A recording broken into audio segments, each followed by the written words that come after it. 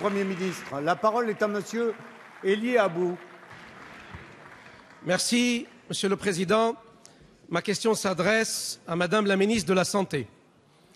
Madame la ministre, vous avez réussi ce qu'aucun ministre de la Santé n'avait réussi avant vous.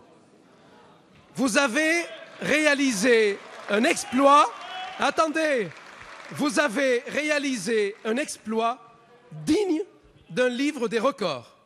Vous vous êtes mis à dos Allez, tous s'il vous plaît, les on retrouve son sérieux. professionnels de santé. Tous, sans exception.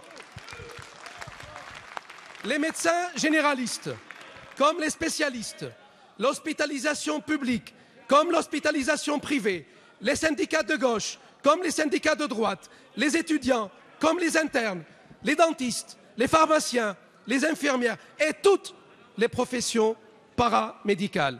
Oui, Madame la ministre, tous, sans exception.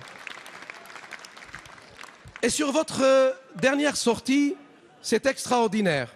Dans un grand quotidien du soir, vous avez tenté de parler du tiers payant généralisé dans un langage technocratique alarmant. La réponse des professionnels de santé fut immédiate. Ils vous le diront d'ailleurs ce dimanche 15 mars. Madame la ministre, nous n'acceptons pas l'inacceptable. Et la cerise sur le gâteau, vous avez réussi à semer le doute dans la tête des parlementaires de votre majorité. La phrase de Sacha Guitry me revient, Madame la ministre. La raison et la logique ne peuvent rien contre l'entêtement. Alors ma question est simple. Pourquoi ce passage en force au mépris de tous les acteurs de terrain et pourquoi cet entêtement? Merci. Merci. La parole est à Madame Marisol Touraine, ministre des Affaires sociales et de la Santé. Merci, Monsieur le Président, Mesdames et Messieurs les députés, Monsieur le député Elie Abou.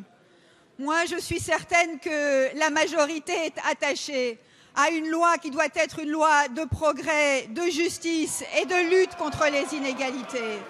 Parce que, voyez-vous, Monsieur le député, si nous avons besoin d'une loi de santé et de modernisation de notre système de santé, c'est parce que nous ne devons pas nous résigner aux inégalités qui font que dans notre pays, il y a des hommes et des femmes qui meurent 10 ans avant d'autres parce que leur appartenance sociale les mène à cela.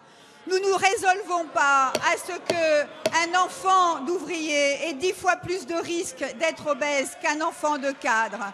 Cela, Monsieur le député, appelle des réponses fortes en matière de prévention.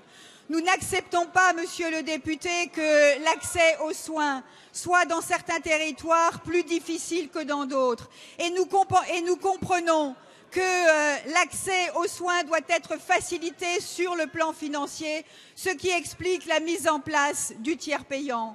Et puis, Monsieur le député, la loi de santé, elle reconnaît des droits des malades. Faut-il être opposé au droit à l'oubli pour que d'anciens malades ne se voient pas reprocher par les banques et les assureurs leur maladie passée? Faut-il refuser, Monsieur le député, que des malades puissent agir en justice au nom de l'action de groupe?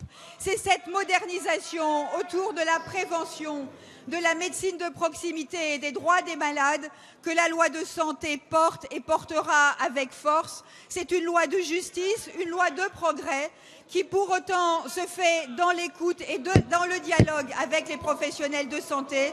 Et je souhaite que ce dialogue puisse se poursuivre dans l'intérêt des Français. Merci Madame la